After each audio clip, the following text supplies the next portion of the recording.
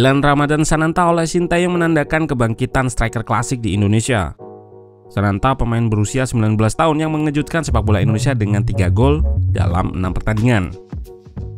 Diharapkan dapat meneruskan jejak-jejak penyerang ternama pada masa lalu seperti Ilham Jayakesuma, Bambang Pamungkas hingga Budi Sudarsono. Pada pertandingan pertama melawan Curaçao, ia menjalani debutnya dengan menggantikan Dimas Drajat yang sebelumnya sudah mencetak 1 gol dan 1 assist. Sayangnya debut Sananta nggak berjalan sesuai dengan yang diharapkan. Ia hanya masuk selama 15 menit sebelum Sintayong menggantikannya kembali dengan Muhammad Rafli. Kali ini kita akan membahas mengenai permasalahan yang dialami oleh Sananta dalam debutnya di Timnas Indonesia.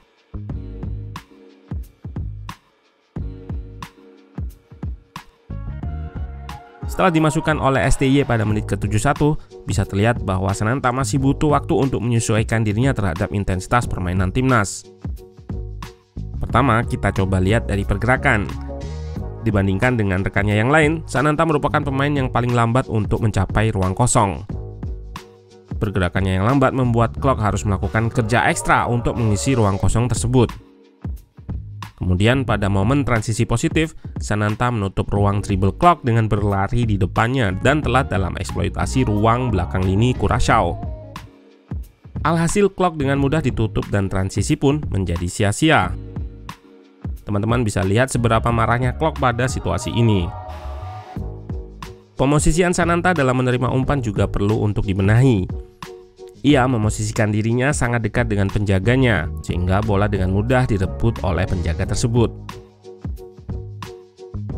Kemampuan Sananta untuk menutup ruang progresi lawan dengan cara pressing juga dapat ditingkatkan kembali.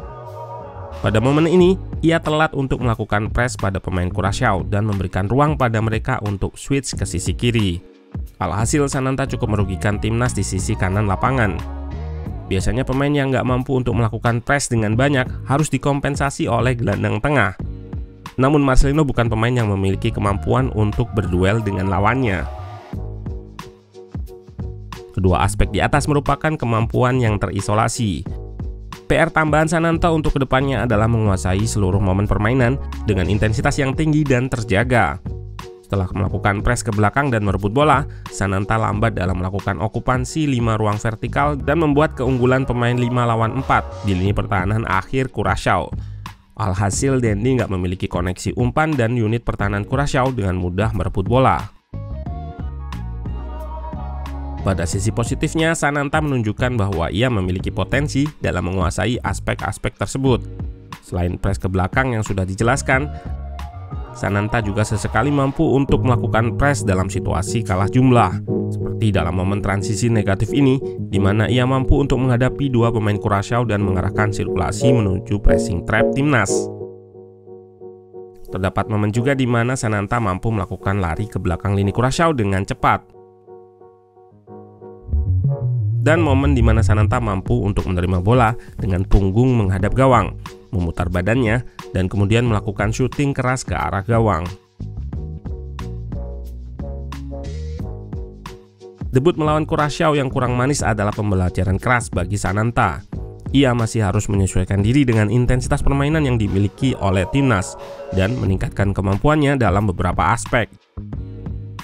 Dengan potensi yang ia miliki, Sananta mempunyai kesempatan emas untuk memperbaiki performanya dan menjadi salah satu penyerang penting bagi timnas Indonesia.